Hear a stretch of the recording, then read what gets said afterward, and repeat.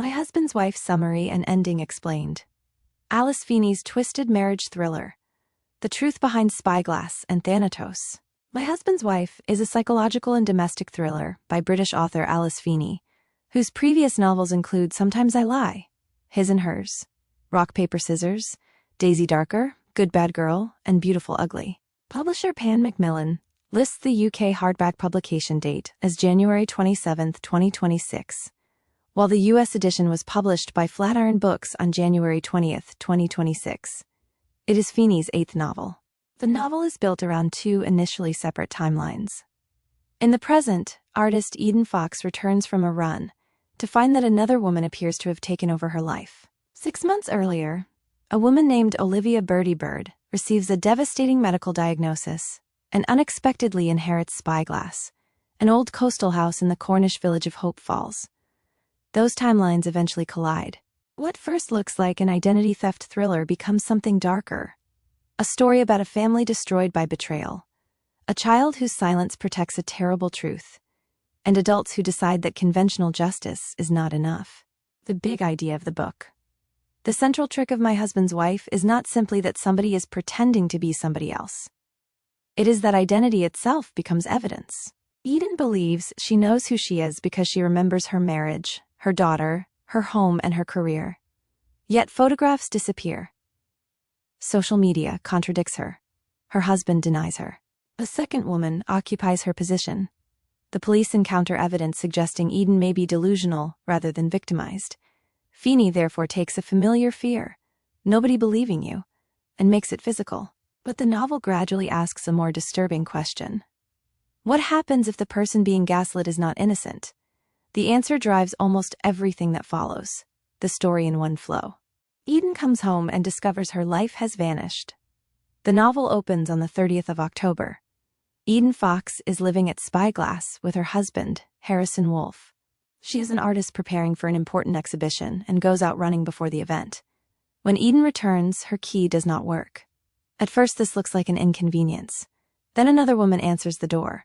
She resembles Eden enough to make the encounter surreal. More disturbingly, the woman appears to be living as Eden. When Harrison becomes involved, he does not rescue his wife from the apparent intruder. He behaves as though Eden is the intruder. Police arrive, and Harrison describes Eden as an unstable stranger who has been harassing him. Eden has gone running without the things that would ordinarily establish her identity. She does not have her phone, identification, or money. She is relatively new to Hope Falls and lacks a network of local friends who can immediately verify her story. The nightmare therefore works because the deception has been prepared around the weaknesses of her life. Harrison and the second woman have not merely locked Eden outside. They have made the world outside the house hostile to her claim that she belongs inside it. She hides as Harrison leaves Spyglass with the blonde woman. Eden follows them into town. The woman is heading towards the art exhibition that should belong to Eden. There, Eden sees the impersonation expand beyond the house. The stranger wears Eden's dress and behaves publicly as Eden Fox. What would normally prove Eden's identity, her professional life, is being used against her. Sergeant Luke Carter intervenes before Eden can expose the situation. The police find evidence for the wrong Eden. Carter initially has little reason to believe Eden. He shows her an Instagram profile belonging to Eden Fox. The woman in the photographs is blonde. That woman appears to be the recognized artist associated with Spyglass and the gallery exhibition. The real Eden, or at least the woman claiming to be the real Eden, suddenly faces a modern form of erasure. Her identity has been reconstructed online. Eden wants to contact her daughter, Gabriella, but that relationship offers little immediate help. Gabriella lives at a care facility called the Manor and has serious psychological difficulties stemming from an incident during childhood. Eden and Gabriella are estranged. Carter intends to take Eden to the police station. Instead, Eden escapes. She returns to Spyglass and breaks into her own home. The house has been transformed. Photographs that once included Eden have disappeared. Her phone, wallet, identification, and laptop cannot be found. She changes her clothes, collects what she can, and discovers spare car keys. The message is becoming clear. Someone has anticipated almost every route Eden might use to prove she exists. Then Eden falls down the stairs and loses consciousness. When she wakes, Carter is there. He claims she simply fell. Eden distrusts him, escapes again, and drives away. The entire opening sequence works because neither Eden nor the reader can identify the boundary between conspiracy and paranoia. Eden clearly knows details about Spyglass, but the people and records around her say she does not belong there. 6 months earlier, Birdy learns she may be dying. Running alongside Eden's nightmare is Birdy's story. Birdy is 40 and living a solitary life in London when medical tests produce life-changing news. She is seriously ill. Her existence has already been shaped by abandonment and loss. Birdy's mother died by suicide when Birdy was 10, after which Birdy entered foster care. Her grandmother had been estranged from her mother, leaving Birdy with little meaningful connection to that side of the family. Then a solicitor arrives. Birdy has inherited Spyglass from her grandmother. The inheritance pulls her back towards Hope Falls and towards a childhood history she has largely buried. Inside Spyglass, Birdy discovers a black envelope sent by a company called Thanatos. The proposition sounds impossible. Thanatos claims it can predict when a person will die. More unsettlingly, the envelope is addressed to Birdy personally. The house therefore connects Birdy's past, present illness, and approaching death. She becomes obsessed with understanding how Thanatos works. Spyglass has its own history of death and survival. Birdy's grandmother adds another layer to the novel's fascination with mortality. Her gravestone carries 2 apparent death dates. As a young woman, she was believed dead and buried. Grave robbers later attempted to steal jewelry from her body. When they were unable to remove a ring, they began cutting her finger. She woke. The grotesque story turns survival into a recurring family motif. People and my husband's wife repeatedly seem to die without staying dead in the expected way. Birdy's grandmother survives burial. Harrison later explains that he once suffered cardiac arrest and was resuscitated. Birdy herself eventually reaches what Thanatos predicts will be her death date and survives. The company promising certainty about death exists in a novel relentlessly demonstrating that death remains chaotic. Birdy meets Carter. In Hope Falls, Birdy encounters Luke Carter. Their relationship quickly becomes sexual. At this stage, Birdy appears to be an outsider returning to a village connected to her family. Carter seems like the local policeman through whom she can understand the place. Both impressions become misleading. Birdy later returns to Hope Falls claiming authority within the police investigation. Carter discovers increasingly serious reasons to question both the people surrounding Eden's disappearance and Birdy herself. Their attraction makes the situation messier because they are not simply colleagues. Both are keeping substantial parts of their lives hidden. Gabriella's accident sits at the center of everything. To understand the conspiracy surrounding Eden, the reader has to go back roughly 10 years. Gabriella is Harrison's daughter. As a child, she loved hide and seek. One day, while Eden and Harrison were together inside the house, Gabriella disappeared. The initial version of events places Eden and Harrison inside, while Gabriella goes outside. A frantic search follows. Police respond. Gabriella is eventually found beside her damaged bicycle after apparently being struck during the emergency response. Her body recovers significantly. Her psychological condition does not. She eventually lives at the manor and develops selective mutism. For years, that silence prevents the adults around her from learning what she actually witnessed. The apparent accident damages multiple lives. But the accepted story is false.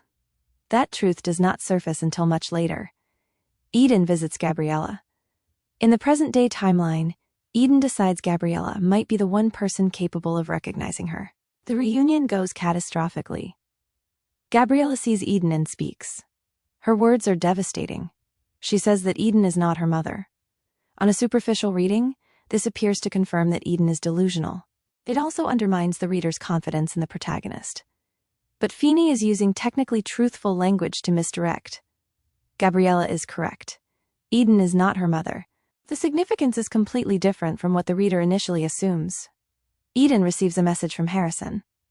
After leaving Gabriella, Eden's car runs out of charge. Inside the vehicle, she discovers a burner phone. A message addresses her by name and tells her that everything will be fine. She is instructed to go to a place with emotional importance to her and Harrison. Eden believes Harrison may finally be ready to explain himself. She walks towards the cliffs. Harrison is not waiting. Eden falls through the waterfall towards the rocks and sea below. Her disappearance appears to become a death. Yet even here, Feeney refuses to give the reader certainty. Was Eden murdered? Did she jump? Was the entire episode part of the identity conspiracy? And if somebody wanted her dead, who? Birdy returns as an investigator on 31 October. The narrative changes shape. Birdy returns to Hope Falls. She presents herself as Carter's new superior and becomes involved in investigating Eden's disappearance. This is one of Feeney's most useful reversals because Birdy has previously been positioned as a woman with her own separate storyline. Now the timelines begin merging. Harrison tells investigators that his wife is missing. Eden's rings have been left behind. Her phone is found in Spyglass rather than with her. A woman matching Eden's description was apparently seen near the cliffs. Evidence seems to point towards suicide. Birdy does not accept the easy explanation. She notices inconsistencies. More importantly, she discovers that Harrison is connected to Thanatos. The mysterious death prediction company from Birdy's timeline is therefore not an isolated subplot. Harrison owns it. Harrison Wolfe and Thanatos. Harrison's interest in mortality grew partly from his own experiences with death. He once experienced cardiac arrest and was revived. Thanatos claims to use testing to estimate people's death dates, but Harrison eventually acknowledges the obvious weakness in the idea. It is not infallible. His own temporary death already complicates the company's claim to precision. Birdy's later survival makes the point even stronger. Thanatos is partly science, partly business, partly human desperation. People want certainty about the one event that cannot be scheduled with certainty. Harrison has monetized that desire. The company also provides another reason Harrison cannot tolerate scandal. A wife disappearing while his business seeks investors could destroy him. The investigation finds another woman. Carter visits the manor. Gabriella paints Spyglass, placing visual symbols around the house that suggest the fox and wolf family dynamics. Her nurse explains that another employee has achieved something remarkable. Mary Kendall has managed to persuade Gabriella to speak occasionally. Mary has even recorded her, then Mary appears. She is the woman who has been pretending to be Eden. The revelation confirms that Eden's opening nightmare was real. She was not imagining the woman. She was not mistaken about Harrison. There really was an orchestrated attempt to replace her. Mary had been working at the manor with Gabriella. She had access to the family's most vulnerable member. And her relationship with the Wolfes reaches much deeper than Carter initially understands. A body appears. Meanwhile, a woman's body is found on the beach. Its condition makes immediate identification difficult. The assumption is obvious. Perhaps the body is Eden. But the investigation soon encounters a problem. DNA obtained from the hairbrush at Spyglass does not match the body. Once again, identity becomes unstable. The person whose DNA is associated with the house may not be the person everyone thinks she is. The dead woman may not be the expected woman. The hairbrush itself has become another object inside a deliberately manipulated environment. Carter and Birdy increasingly believe Harrison is lying. They are right. But Birdy is lying too. Carter has secrets of his own. Carter initially resembles one of the more straightforward characters. That impression collapses. He is married. His wife is Jane. Their marriage began after a drunken encounter led to pregnancy. Carter remained because he believed staying was the responsible choice. And he loves their daughter. But his relationship with Jane lacks the intimacy expected of a happy marriage. He does not wear a wedding ring. Birdy does not initially know he has a wife. Carter sleeps with Birdy. He therefore becomes another character living a double life while investigating a case built around double lives. His moral authority deteriorates precisely when the mystery starts demanding judgment. This becomes crucial to the final twist. Birdy suspends Carter. Birdy becomes increasingly frustrated by Carter's behavior and temporarily removes him from the investigation. Carter responds by continuing his own inquiries.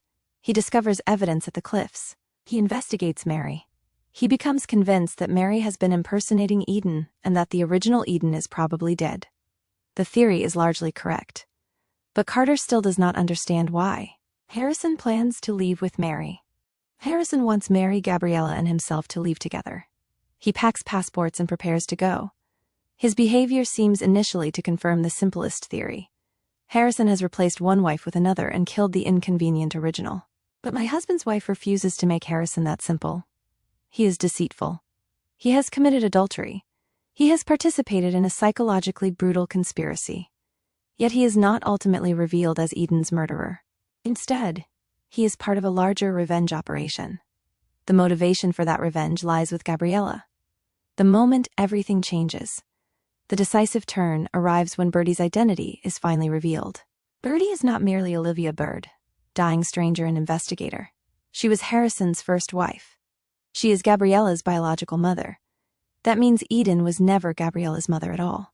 The sentence Gabriella spoke at the manor, insisting Eden was not her mother, was not evidence that the displaced Eden was an imposter. It was evidence that the entire family history had been misunderstood. Birdy's apparently separate storyline is the original family storyline. Eden entered it later. Eden was Gabriella's nanny years earlier. Eden worked as Gabriella's nanny. She and Harrison began an affair. Gabriella witnessed them together. That discovery created the event around which the entire present-day conspiracy is built. Gabriella saw Eden with Harrison. Eden realized the child knew. According to the truth Gabriella eventually communicates, Eden attacked her. She pushed Gabriella down the stairs. Then she staged the scene so that Birdy would believe she had caused the devastating accident herself. The bicycle incident was manufactured. Birdy, then an ambitious police officer, was responding to the emergency.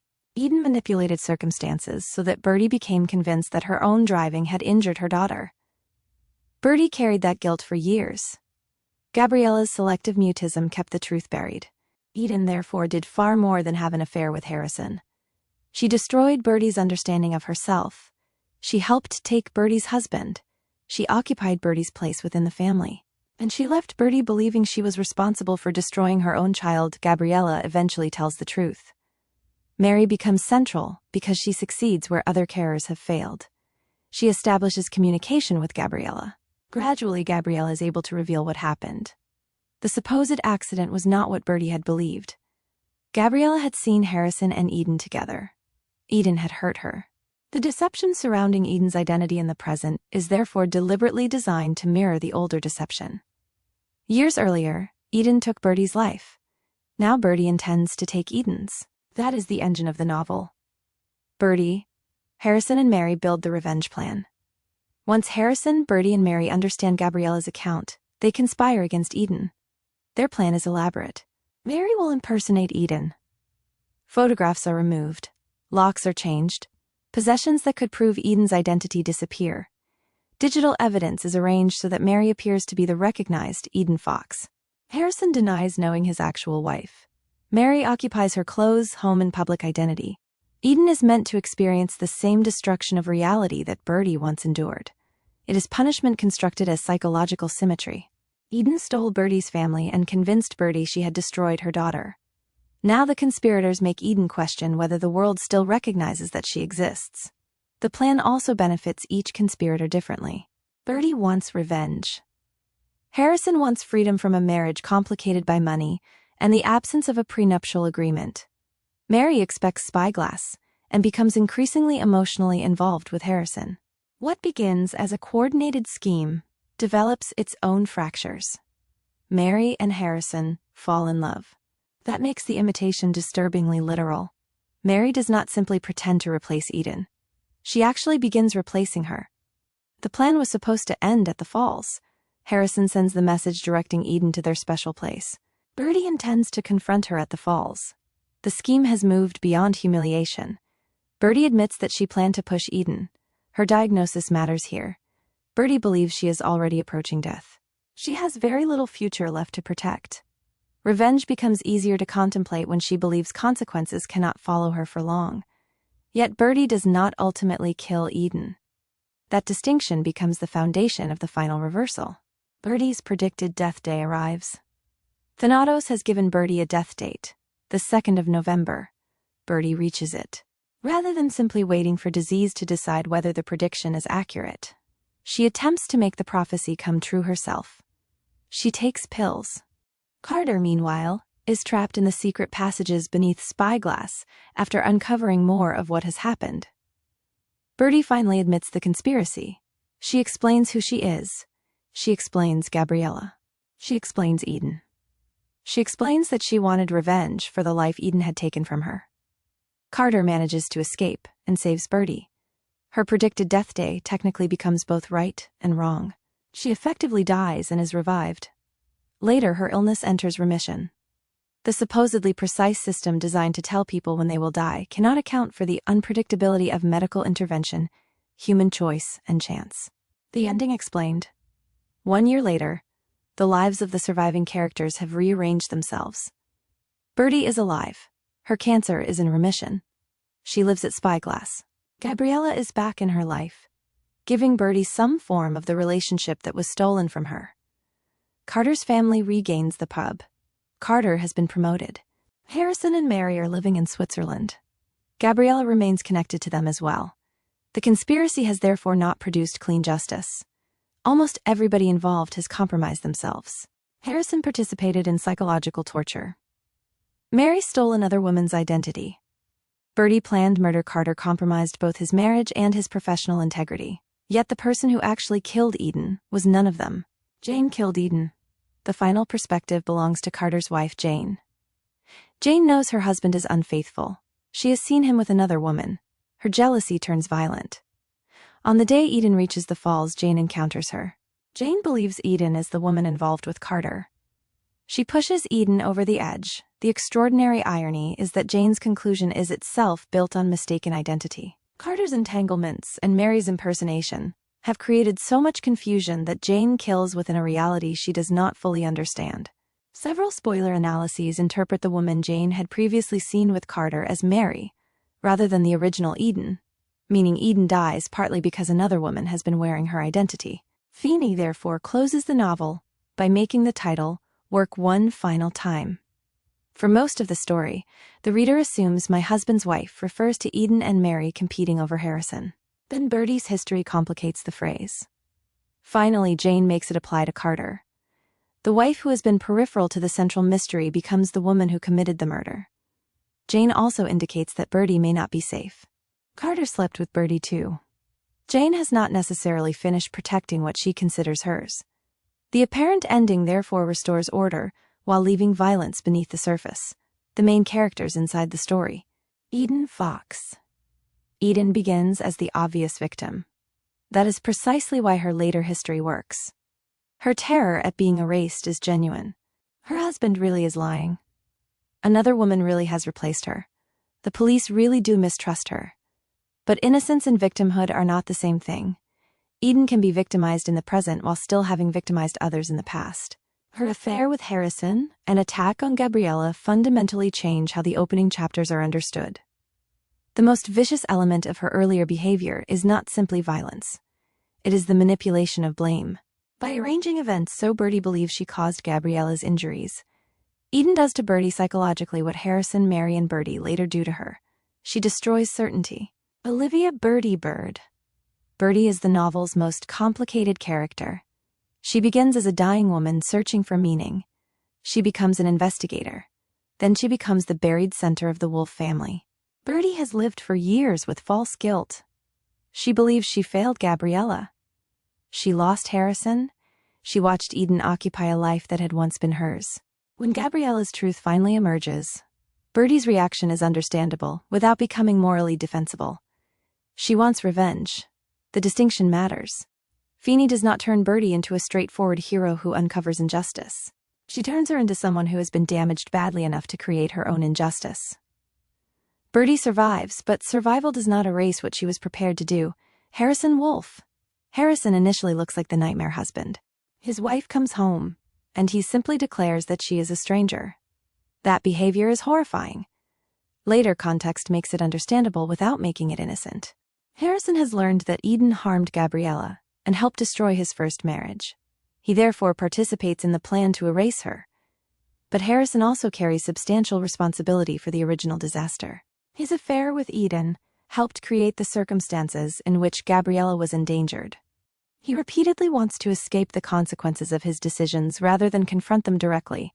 He builds Thanatos to tame mortality. He builds the conspiracy to solve Eden. He plans to leave the country with Mary and Gabriella. Control is his preferred response to chaos. Gabriella Wolfe. Gabriella is arguably the person around whom the entire story turns. As a child, she sees the betrayal. She is attacked. She loses the ability or willingness to communicate normally. Adults build competing stories around her because she cannot easily contradict them. Once communication returns, the family's history changes. Gabriella demonstrates one of the novel's darker principles. Silence does not mean absence of knowledge. For years, she knows something the adults do not. The entire revenge plot begins when they finally listen. Mary Kendall. Mary initially appears as the imposter. Later, she becomes a carer, co-conspirator, and replacement partner. Her relationship with Gabriella gives her enormous importance. She helps Gabriella communicate. Without that connection, the truth may never have surfaced. But Mary also participates willingly in destroying Eden's grip on reality. She occupies Eden's house. She takes on her appearance and public role. Eventually, she and Harrison become a real couple. The performance becomes reality. That development gives the book one of its nastiest ironies. The fake wife genuinely becomes Harrison's new partner. Luke Carter. Carter is investigator, lover, husband, and compromised observer. His job is to determine which stories are true. His private life is built on omissions. He fails to tell Birdy about Jane. He sleeps with Birdy. His behavior feeds Jane's jealousy. The policeman trying to disentangle everybody else's lies therefore contributes directly to the final murder. Jane. Jane is deliberately less prominent until the end. That is both the strength and potential weakness of the final twist. She is Carter's wife. She knows he is emotionally or sexually involved elsewhere. She responds not by confronting the structure of her marriage, but by directing her rage at another woman. Jane therefore completes the novel's cycle. One person sees fragments of evidence. They build a story around those fragments. They decide the story is true. Someone suffers because of it. What the book is really about. The obvious subject is marriage. The deeper subject is certainty. Everybody in My Husband's Wife wants certainty about something they cannot fully know. Eden wants certainty that her identity cannot be taken. Birdy wants certainty about what happened to Gabriella. Harrison wants certainty about death. Carter wants certainty about the criminal investigation while maintaining lies in his private life. Jane wants certainty about her husband's fidelity. Thanatos turns the desire for certainty into a business. Every major disaster occurs when somebody mistakes incomplete information for truth. What most summaries miss. The most important structural idea is that the opening gaslighting is not random cruelty. It is designed as revenge through repetition. Birdy spent years believing a false version of Gabriella's accident. Her understanding of motherhood, responsibility, and marriage was manipulated. When the truth emerges, Birdy does not merely want Eden punished. She wants Eden to experience the same collapse of certainty. That makes the identity theft psychologically specific. The conspirators are recreating Birdy's trauma in another form. Another element easily overlooked is that the Thanatos storyline is not merely eccentric thriller decoration. It reinforces the novel's central argument. Humans keep trying to control uncertainty. Thanatos promises certainty about death. The police want certainty about guilt. Married people want certainty about fidelity. Parents want certainty about their children. Almost every promise collapses. What most people misunderstand. A shallow reading might conclude that Eden deserves what happens because of what she did to Gabriella. The novel makes that conclusion uncomfortable. Eden committed an appalling act, but the conspiracy against her still involves psychological torture and planned murder. Feeney refuses to give the reader a clean moral transaction in which evil is simply repaid by justice. Instead, wrongdoing multiplies. Eden's violence creates Birdy's revenge. Birdy's revenge requires Mary's deception. Mary's impersonation contributes to Jane's misunderstanding. Jane's misunderstanding ends in murder. The original wrongdoing does not get canceled. It reproduces itself. The strongest scene, chapter, or idea. The strongest idea is Gabriella saying that Eden is not her mother. On first encounter, the line destabilizes Eden. It appears to prove that everyone else may be right, and Eden may be detached from reality. After Birdy's identity is revealed, the exact same statement means something completely different. That is effective thriller construction, because Feeney does not need to retract the clue. The clue was true from the beginning. The reader misunderstood it. The tailor tailored interpretation. My Husband's Wife is ultimately a novel about what happens when people punish certainty with more certainty. Eden decides she knows how to remove Gabriella as a threat. Birdy decides revenge will restore what Eden stole. Harrison believes death can be predicted. Jane decides she understands her husband's betrayal. Everyone behaves as though their interpretation is complete. None of them possesses the whole picture. That is why Thanatos belongs at the center of the story.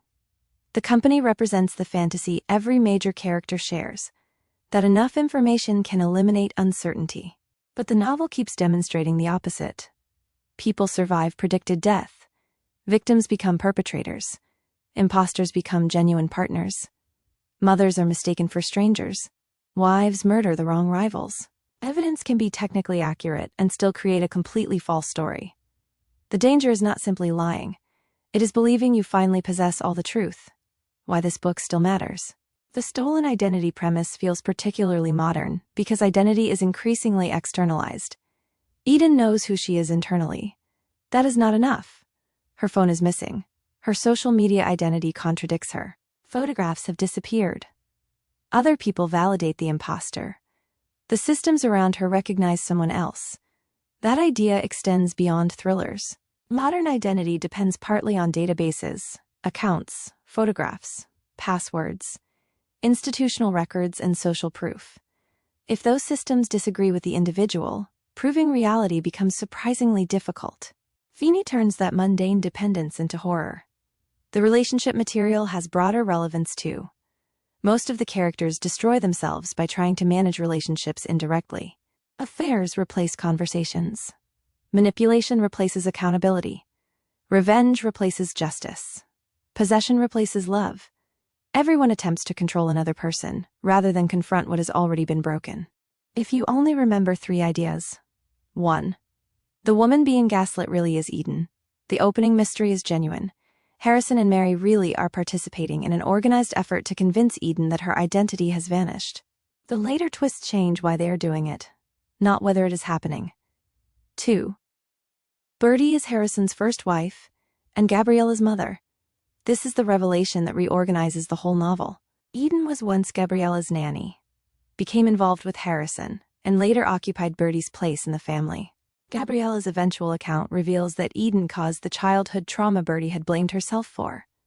3. Jane kills Eden.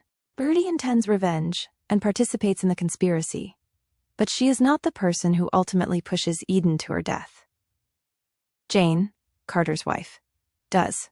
Her jealousy and mistaken interpretation of Carter's behavior make her the final expression of the novel's obsession with incomplete information. The sentence that explains the book.